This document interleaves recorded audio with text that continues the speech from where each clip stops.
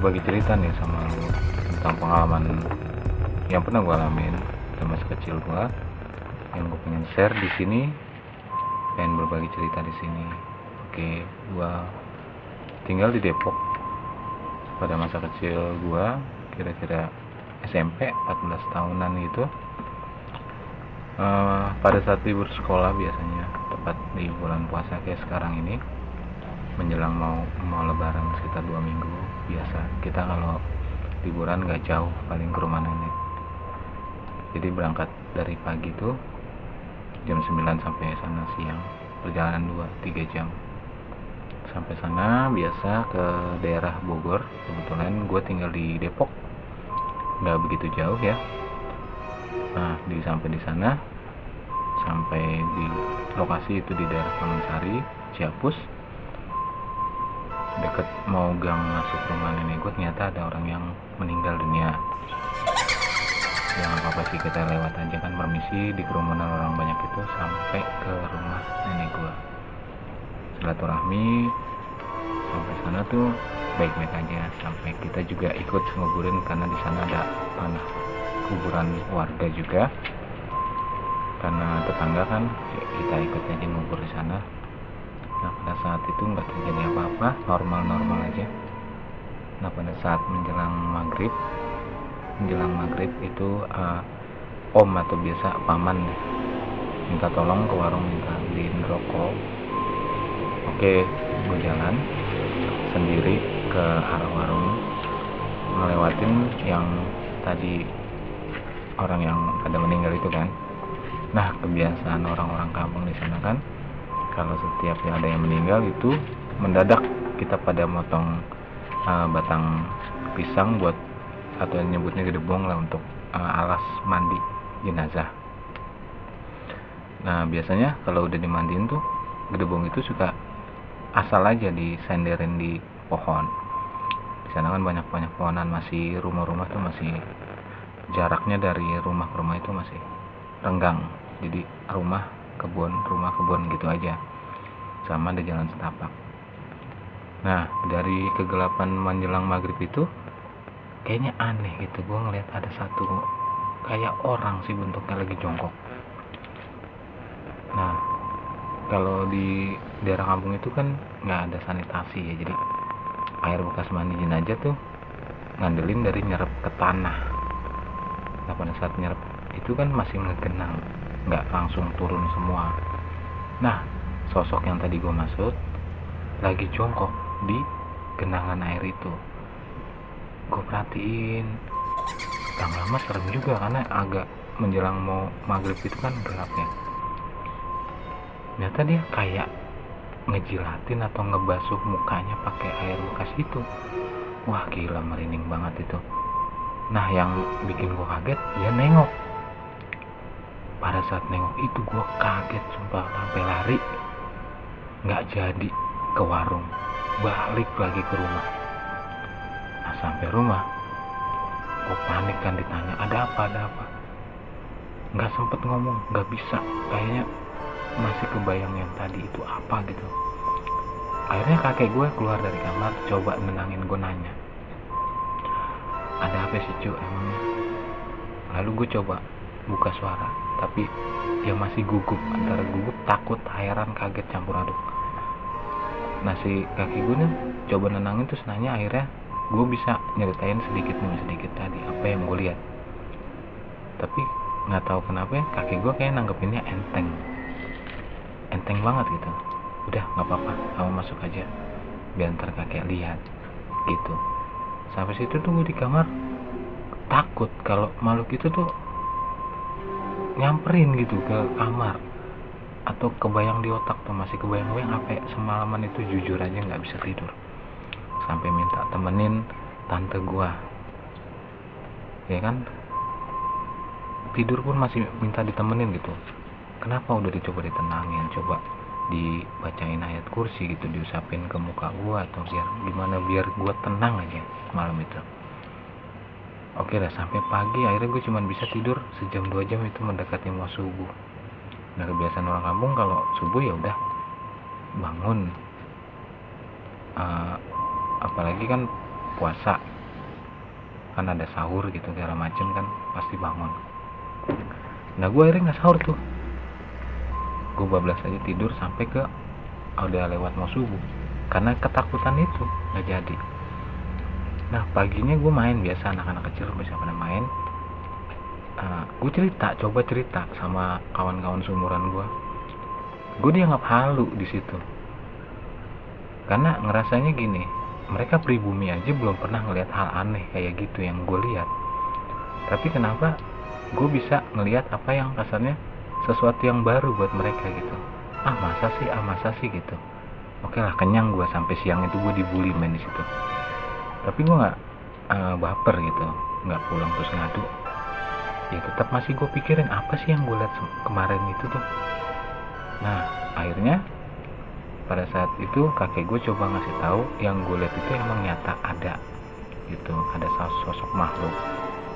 Ya kalau secara digambarinnya sih kayak wewe gitu ya, tapi biar kata wewe tapi nggak nggak gede atau panjang gitu itunya lah toketnya, tapi bentuknya hampir menyerupai. Nah katanya makanya jangan maghrib jangan keluar. Lalu gue kan protes dong, nggak keluar kok kayak orang itu suruh om katanya suruh beli rokok gitu. Yaudah kata kakek, udah nggak usah diterusin, makanya nanti tidur biar sahurnya kesiangan. Nah dari yang gue alamin tadi, gue sempet berpikiran dalam hati gini, awas lo pada ntar juga ketemu lo, karena gue ada rasa gimana ya, walaupun tadinya gue bilang nggak baper tapi nggak tahu ngucap sendiri, kayak nyumpahin gitu, ketemu syukurin lo gitu. Dan anehnya itu kayak kejawab aja doa. Nah sebelah rumah gue kebetulan emang nggak sebelah banget, yang tadi gue bilang ada rumah terus kebun agak jauh lah jaraknya, itu temen gue juga rumahnya. Nah pada saat sahur kan mereka biasa pada bangun nyiapin. Nah temen gue itu kan tinggal cuman sama adiknya, sama bokap sama emaknya aja, jadi anaknya 2. Nah pada saat sahur kejadiannya tuh yang gue denger setelah diceritain, tapi sebelumnya itu kejadiannya kayak gini. Jadi kayak gini dah ceritanya. Dia itu mau sahur, biasa ibunya kan masak, orang kampung kan biasa masak tuh di belakang agak jauh dari rumah, maksud gua dari apa sih ya, teras terus ruang tamu itu kan biar asapnya keluar, jadi di pintu belakang dibuka. Nah si bapaknya itu keluar, biasa kan ngadem di luar, cuman pakai kaos sama sarung, biasa lo orang kampung kan pasti kayak gitu aja lah namanya habis bangun tidur. Nah tiduran lagi tapi di depan teras itu ada dipan balai gitu. Nah ibunya sih sibuk masak. Nah si ibu itu kedatangan tamu nggak diundang, sosok cewek ini normal, secara kelihatan kita tuh manusia. Si ibu ini kan ngelihatnya ini siapa ya, mungkin orang sini atau tetangga atau mungkin saudaranya tetangga, ya kan, ya berpikiran secara logika, oh ya napak tanah atau gimana bentuknya, karena nggak mencurigakan. Ngobrol gitu, ibu masak apa, ini nih mau ngukus ini gitu kan. Tiba-tiba dia kayak minta tolong, ibu maaf bu bisa nitip ini nggak ngukus ini gitu. Oh boleh neng gitu kan. Ya dia ngobrol tuh akhirnya di pintu belakang tuh ngobrol, tapi nggak begitu banyak yang diobrolin, cuman minta tolong terus minta kukusin ini gitu kan. Tapi si neng ini disuruh masuk nggak mau. Udah nggak apa-apa bu, saya di luar aja gitu. Oh ya udah tunggu sebentar ya neng. Nah si ibu itu kan sibuk masak buat keluarganya untuk sahur kan. Terus kebuka lah bungkusan itu. Lo tahu nggak ada bungkusan itu apaan? Apa coba? Si ibunya kan lihat ada apa ya ini. Begitu dibuka, wah kaget si ibu itu. Ternyata bungkusan itu isinya tuh alat kelamin, lengkap lagi sama buah zakarnya gitu kan. Nah si ibu ini kaget, heran, takut, campur aduk. Nah dia tadinya mau nyamperin lakinya nih, mau ngasih tahu nih orang asing ini siapa gitu, kok dia ngasih kita ini untuk dikukus. Apa dia dukun santet atau punya ilmu apa gitu. Dia coba bangunin lakinya yang ada di teras lagi tidur di depan. Dibangunin susah. Nah si ibu ini curiga dengan apa yang dipegang. Jangan-jangan ini punya laki gua. Lalu dicek dalam sarung. Wah bener aja dah, kagak ada, polos itu, polos, bener-bener nggak ada. Jadi emang bener itu alat kelamin suaminya yang dipegang itu. Karena ini nggak tahu antara pingsan atau udah nggak ada nyawanya alias mati. Lalu nih ibu ini protes, apa nih, alat kelamin laki gue ya?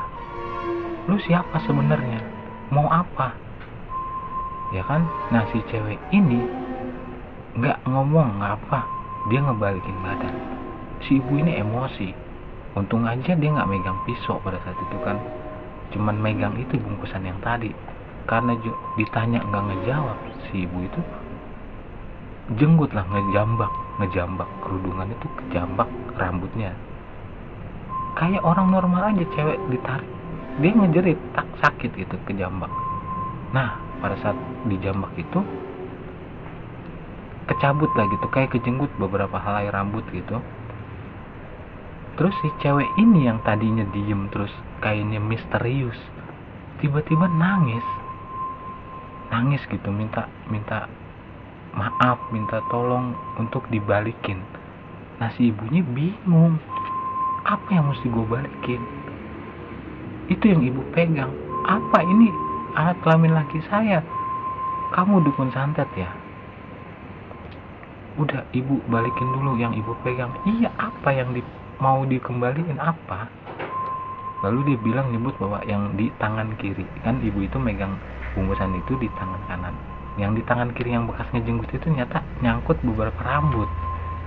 Dan ibu itu merhatiin di rambut-rambut hitam itu ternyata ada rambut yang beda sendiri warnanya ternyata. Nah, karena ibu ini masih mikir ini mah bukan memedi, masih mikir itu orang atau dukun santet gitu kan. Akhirnya negosiasi, oke, gue balikin, tapi lo balikin nih barang laki gue ke tempatnya semula. Oke, diiyakan. Lalu si cewek itu berhenti nangis. Lalu dipegang lah buah jakar itu, disamperin lah si lakinya yang lagi tidur, dikembaliin murni bener. Si ibu itu masih nyangka si cewek ini dukun santet. Si ibu ini masih waspada, sampai dia itu megang batu, takut dia tuh ngelakuin hal yang aneh lagi kan. Nah setelah kembali ke sedia kala nih si cewek ini ternyata wujudnya berubah. Tahu nggak dak? Ternyata itu jelmane kuntilanak dak. Wah horor banget nih, sampai merinding. Ceritain lagi. Nah, terus dia terbang ke atas pohon dengan ketawa yang benar-benar bikin orang tuh lemes kali dengkulnya, nggak bakal bisa kemana-mana. Si ibu tuh juga baru sadar kalau yang diajak ngobrol dan dihadapin itu ternyata bukan orang. Nah, histeris lah ibu itu, teriak. Nah temen gue akhirnya kebangun karena teriakan ibunya tuh kebangun. Ada apa sih bu? Ada kunti, teriak. Nah dia pun ikut teriak akhirnya.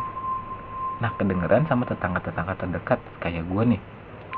Nah keluarga gue juga denger, kakek gue juga nyamperin, om gue nyamperin. Cuman gue karena masih bocah, dia udah jangan usah nyamperin, di rumah aja udah, bukan urusan anak kecil.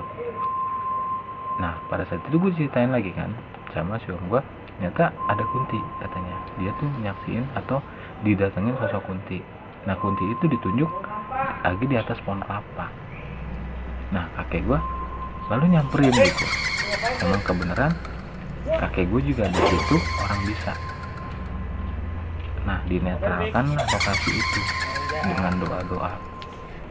Akhirnya di kunti itu pergi, menghilang. Suaranya pun makin jauh, sosoknya tuh makin gak kelihatan. Dan gak cuma keluarga gue juga, dari beberapa warga juga kirain ada apa, minta tolong gitu kan. ada yang kemalingan kah atau gimana, dan orang yang ronda pun ada juga di situ. Nah, horor juga sih kalau dipikir-pikir, kok bisa gitu dia nyabut alat kelamin cowok dengan gampangnya gitu. Dan maksud tujuan dia untuk apa sih nyampein ke ibu itu dengan bohong-bohongan dia mau nitip ngukus itu juga nggak tahu maksudnya apa gitu. Tapi menurut gue nih horor banget di kampung gue, dan itu kejadian udah lama banget tapi masih ngebekas sih di gue buat pengalaman hidup gue pribadi. Makanya tadi yang tadi gue bilang, gue dianggap halu kan sama teman-teman gue pada saat siang. Nah pada saat kejadian itu gue bilang, apa yang gue lihat ternyata nyata, keluarga lo sendiri yang kena, keluarga lo sendiri yang nyaksiin. Wih, bener-bener dah gak bakal lupa sampai gue sekarang gue nyeritain ini buat lo. Jujur aja masih merinding ini gue nyeritain, gue takut-takut itu sosok ada di sini ikut dengerin.